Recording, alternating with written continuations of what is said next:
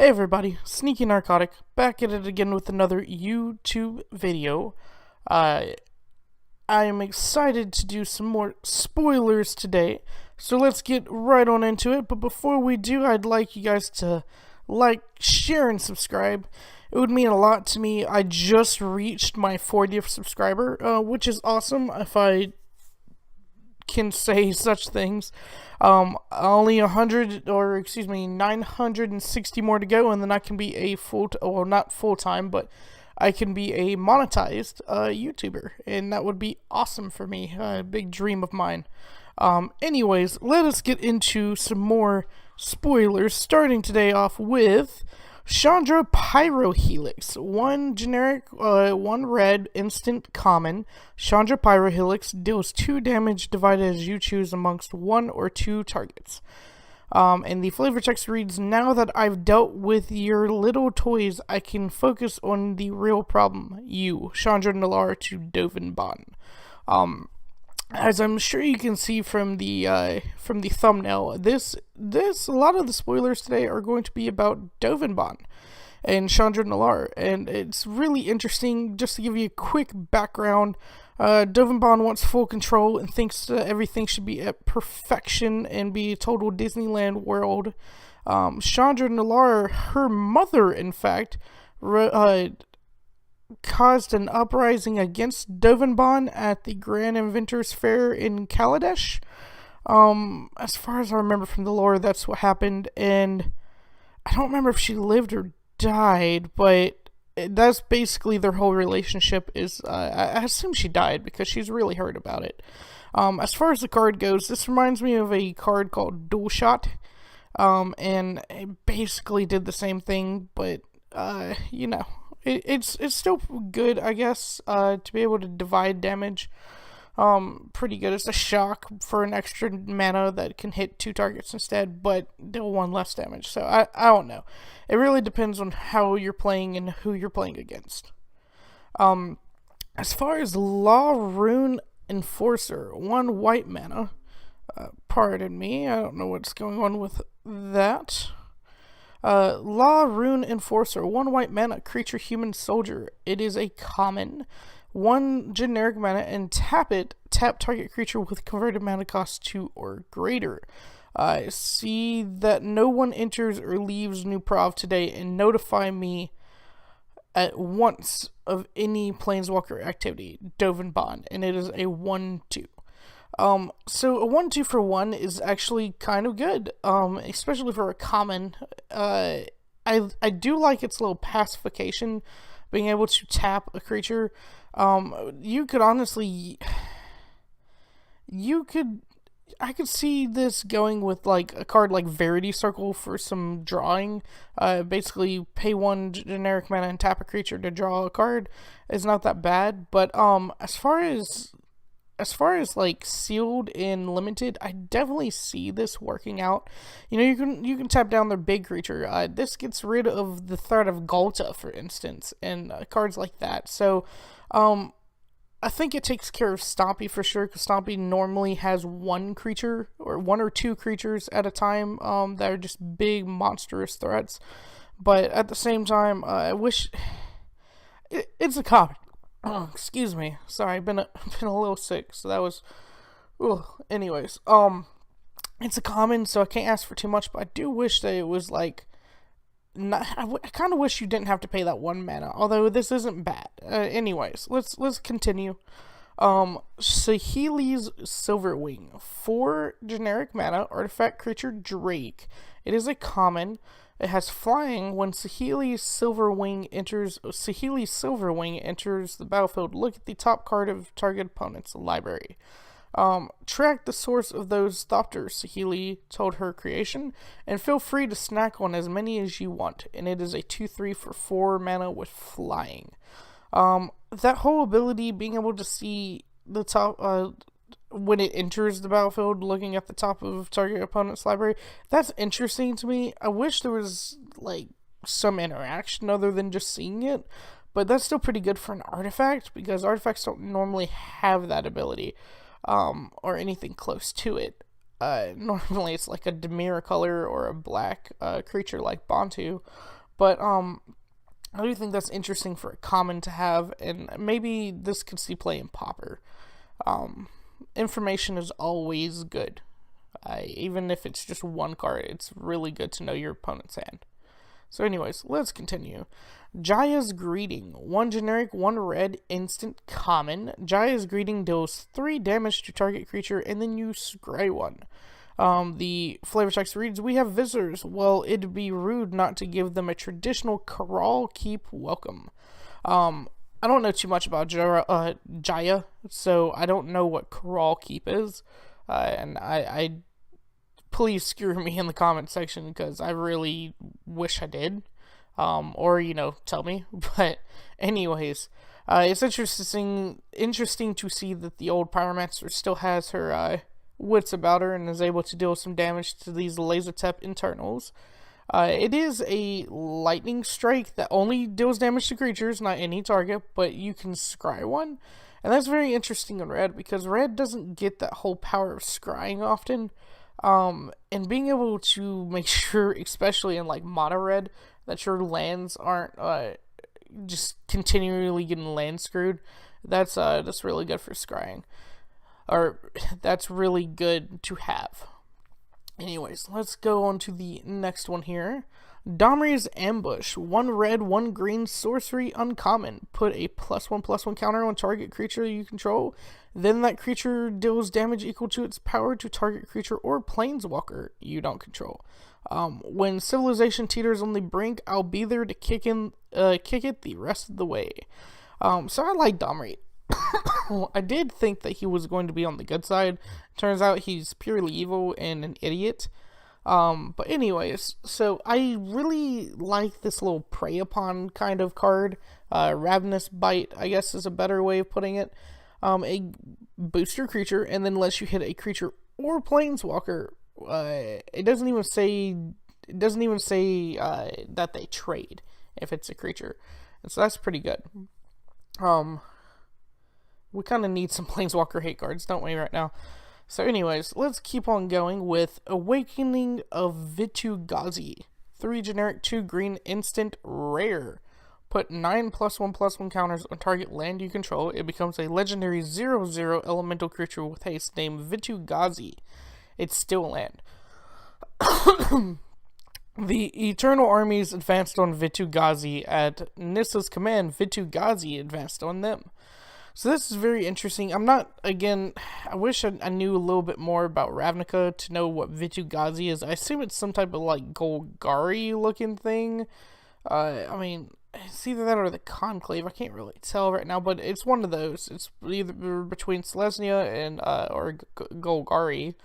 But as you can see, Nissa doing her thing, making some lands do some lands become land elemental creatures.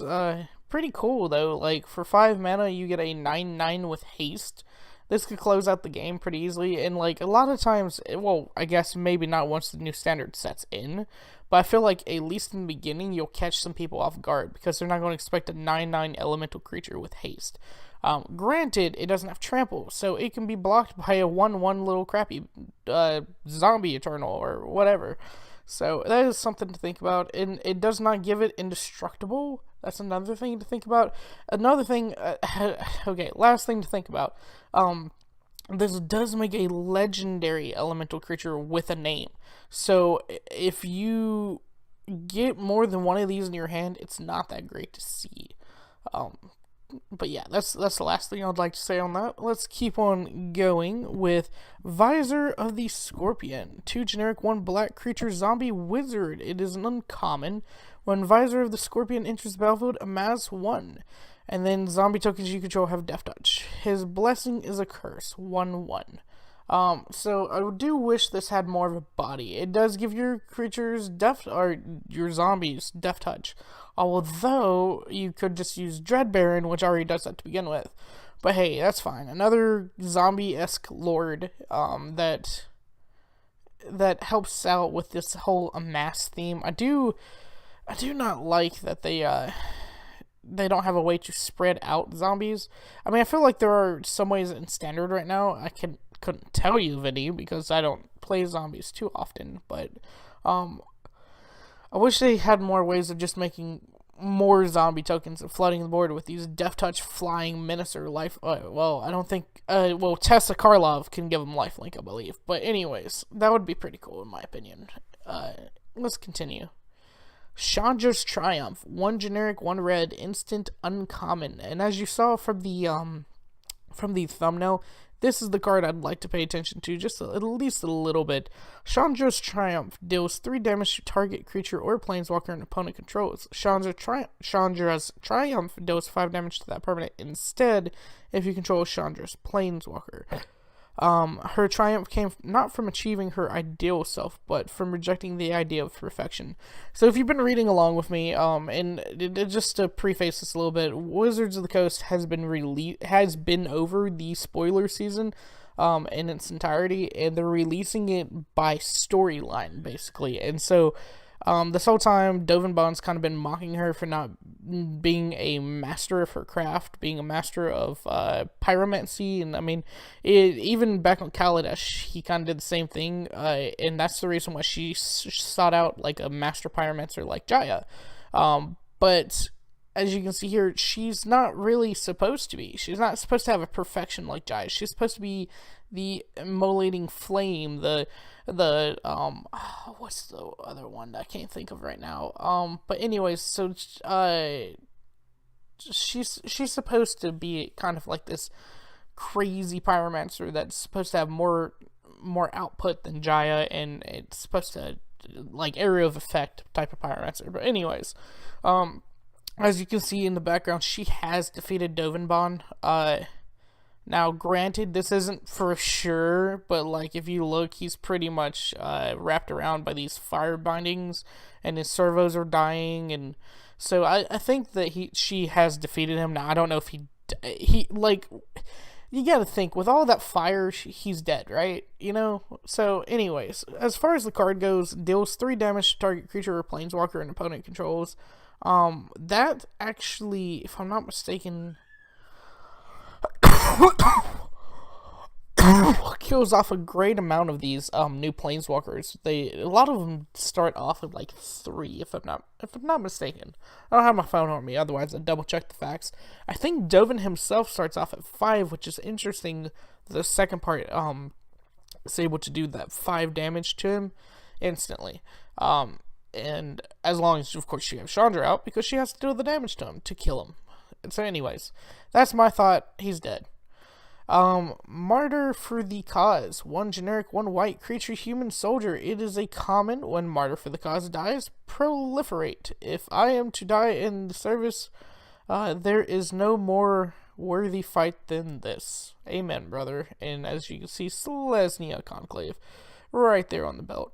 So it is a 2/2, and the proliferate says choose any number of permanents and/or players, then give each another counter of each kind already there. So for commons, it's pretty good. Like, I could see this being played a good bit in limited. It is a 2/2 for 2, so it's on par.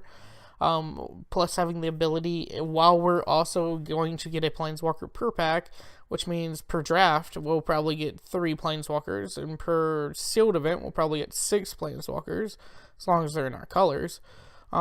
So yeah, I can see this being played. You know. Topple The Statue, 2 generic, 1 white, instant, common. Tap target permanent. If it's an artifact, destroy it. Draw a card. Bolas cared little when his statue fell, thinking it a useful distraction, underestimating the surge of resolve it gave his opponents. So as you can see, it looks like these elementals type creatures, probably from Nissa. That might be that land I was just talking about, and toppling the great Bolas' statue from atop the Orzhov Cathedral. But anyways, not the point. Point is that this is actually an interesting card because it taps target permanent. If it's an artifact, destroys. It basically says destroy artifact and draw a card for 3 mana, while also being able to be versatile by tapping a target permanent. Good again for Verity Circle. Good, honestly, against something I think is going to be very muchly played in this new standard to hate out these Planeswalker decks we'll start seeing, and that is the Immortal Sun. Because, you know, the Immortal Sun doesn't have a tap ability, but it still can be tapped, and it can still be targeted, and it can still be destroyed for 3 mana. That's pretty good. Anyways, I'm sure there's more cards that we could use in place of this, but I do like this, and then it's also like a draw card, so I feel like this could be the new Revitalize, where people don't really see its importance till later in the meta. So, anyways, let's continue onwards. I swear we're going to get to some Planeswalkers today, but let's get through all these common dump today first. Thundering Ceratok. 4 generic 1 green creature Rhino. It is a common. It has trample. When Thundering Ceratok enters the battlefield, other creatures you control gain trample until end of turn. Pretty cool. I thought this was a civilized plane. How are there so many feral beasts? Dovin. And it is a 4/5 for 5. So again, common and limited, see this being played for sure. I don't think it will find a slot in standard. A 4/5 for 5 mana, even though it gives other creatures trample for a turn, it's probably not going to be seen played. But it's cool. Hey, Rhino Tribal, everybody. Rhino Tribal. Raging Kronch. It is a 2 generic 1 red creature beast common. Raging Kronch can't attack alone, but it is a 4/3. So it would be a great 4/3 defender in my opinion. Seeing so much easy prey makes her crazy. See how she snorts and drools? Does Kronch Wrangler. I like this in red because red doesn't get all these big creatures often. And big, I mean like power 4 or greater. And there is a tribe of power 4 or greater that's being created here, as you can see with these commons. But in uncommons and rares, and well, I don't think mythic rares per se, but in rares for sure. And the support for those cards, you'll see from time to time, like in my last video, we went over a couple different ones. I think there might be one in this video, but we'll see. So going on to the next card, Kronch Wrangler. Oh, look. This is who we were just talking about. Dudes. Kronch Wrangler. 1 generic, 1 green. Creature human warrior. It is a common. Yeah. Excuse me. It has trample. Whenever a creature with power 4 or greater enters the battlefield under your control, put a +1/+1 counter on Kronch Wrangler. And Kronch Wrangler is a 2/1. If you looking over the 2 city blocks of destruction, he could only cackle with pride. So as you can see, he's a 2/1 for 2, and then if you go back here and you see the actual Raging Conch, these are meant to be played together. And I would imagine, I don't think they're having a red and green Planeswalker deck, but if they did, this would be in it as some like rare synergy. But these, so you would play Kronch Wrangler, and it would be a 2/1 on turn 2, and then the next turn you make it a 3/2. And then the turn after that, you would have 7 points of damage on turn 4. So that's not bad. That's not bad at all. And then, of course, Kronch Wrangler has trample, although Raging Kronch does not. Anyways. Chainwhip Cyclops. 4 generic, 1 red creature Cyclops wizard. It is a common, and for 3 generic and 1 red mana, target creature can't block this turn. You say this 10th district, not Rebel Belt, but where smash happens, that Rebel Belt state of mind. Excuse me. Urgdar Cyclops Philosopher. So as you can see, this little girl card, pretty interesting, or at least I think it's a girl card because it talked about Rebel Belt. I think, again, I won't even say this will see limited play. I think maybe it's a top end because of that whole can't block this turn ability, but I don't know if it'll actually see standard play for sure. Nissa's Triumph. 2 green mana, sorcery, uncommon. Search your library for up to 2 basic forest cards. If you control a Nissa Planeswalker, instead search your library for up to 3 land cards, not forest cards, 3 land cards. Reveal those cards, put them into your hand, then shuffle your library. Her triumph came not from destroying the unnatural, but from fostering life. So this is pretty cool. It's, 2 mana to go search your library for 2 forests and put them in your hand. That's pretty cool. Being able, especially, I can see this in Commander, being able to search your library for 3 of any type of lands is pretty cool. And then, of course, putting them in your hand. I wish there was a way to just put them out on the battlefield instead, but hey, it's 2 mana, you can't ask for a lot. Especially for an uncommon like this. But anyways, I do like this card, and I think you'll see play in, like, Temur Ramp. With the whole thing being, like, instead 3 lands, that could be shock lands, that could be, ability lands. So I could see this being played in any sort of green deck for sure. Plus it filters out 2 lands, 2 or 3 lands for 2 mana. So that's pretty good in green as well. Living Twister, 2 red and 1 green, creature elemental. It is a rare. Pay 1 generic and 1 red mana, discard a land card. A Living Twister deals 2 damage to any target. Pay 1 green mana, return a tapped land you control to its owner's hand. The ancient places of Ravnica awaken, stirred by the hoof beats of Ilharg, Nikia of the old ways. So what I like about this card is that I play a Lord Windgrace deck, and this is definitely on my Lord Windgrace Commander deck. As far as anything else, I don't necessarily... I'd see these 2, like, kind of pairing off, because, look, 2 mana, and then 3 mana. So they're on curve, but I don't know how well the synergy will be with this.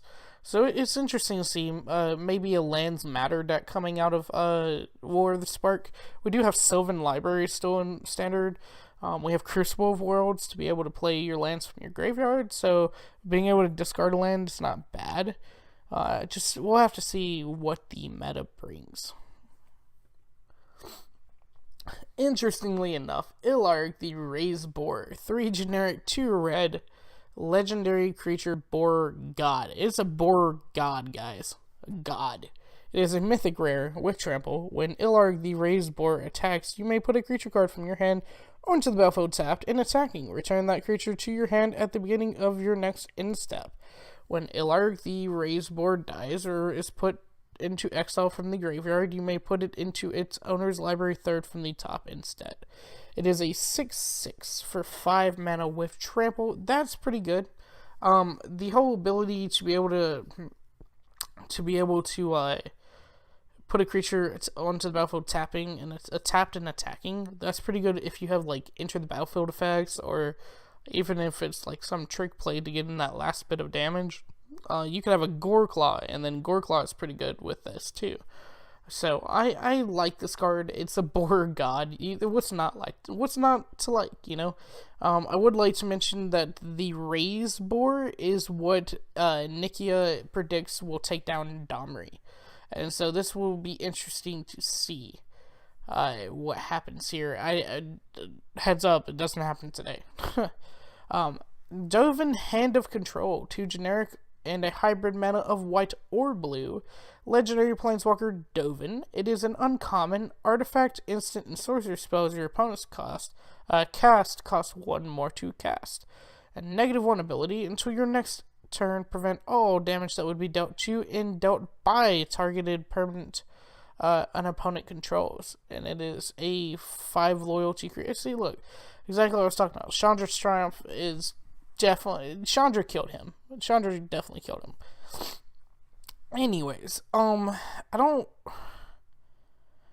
like that this is kind of an anti-control. Everybody knows that making a spell cost 1 more is just harsh. Even this is good for mono red against mono red, because they like playing cheap spells. Well, you're not going to be able to get to play your cheap spells. Even with the Spectacle, well, maybe? It's an alternate. No, it's an alternate mana cost, so it should be one more regardless. It should just add one to the spectacle cost. Until your next turn, prevent all damage that would be dealt to and dealt by a target permanent opponent controls. So you couldn't kill it. Well, I mean, you could destroy it, but you couldn't deal damage to it, which is fine because blue and white's more about exiling and tempoing. So I think Dovin will see play in some type of deck, especially like a Lavinia deck, like a I think they call it a Death and Taxes deck, or maybe a Gel deck. Anyways, we call it a hate deck, or yeah, kind of a hate deck, because it makes people pay more mana and they can't play crap for free with Lavinia. And then there's other abilities like Tithe Taker.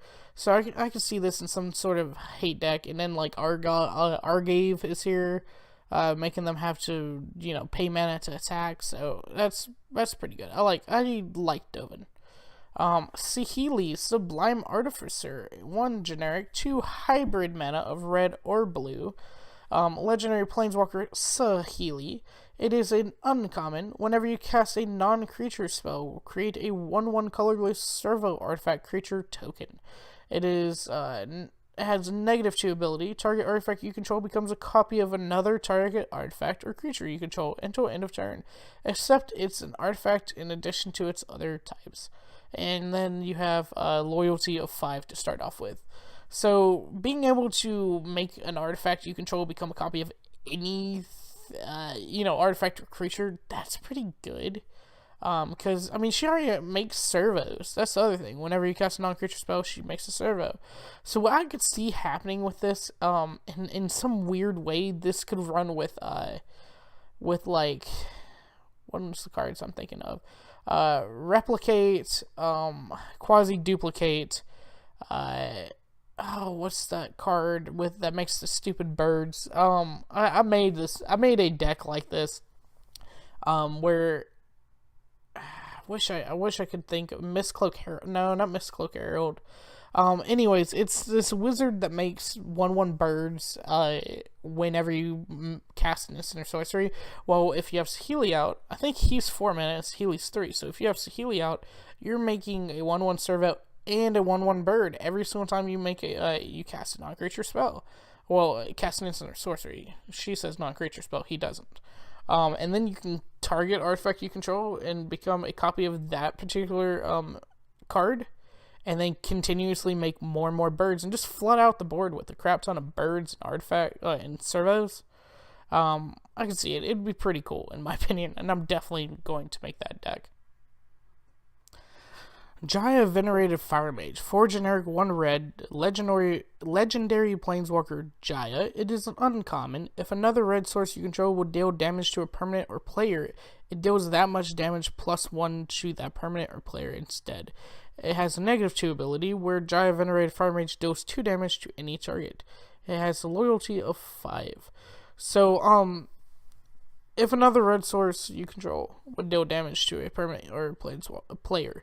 So that's spells, that's permanents, that's basically it. Spells and permanents, lands. Lands are permanents, so anyways, it deals 1 more damage. The shocks become a lightning bolt, or lightning strike. Your lightning strike becomes a lava axe, and so on and so forth. It's very interesting to see, because I think it's a good ability and everything, but Jaya Venerated Firemage is 5 mana, and the top end on mono red right now is 4 mana. And as you can see from videos of MTG Arena play, they go on to having there's the 13 red mana challenge for mono red, which is interesting. Go take a look at that. I tried it out myself, and it was very interesting. And then there's the mostly in real life they play with 19 mana. So for them to get up to 5 mana is asking for a lot. Plus this takes out, I would personally play 2 copies at least, with it being a legendary Planeswalker, maybe not 4, or legendary permanent, maybe not 4 copies altogether, but that takes out 2 burn slots, So that's just something to think about. I don't think it will see play in that aspect, but there could be a different aspect that this sees play in, and that would be really neat. Yeah, So anyways, guys, thank you all for watching. That's the end of this episode. So please like, share, and subscribe. This has been Sneaky Narcotic, signing off.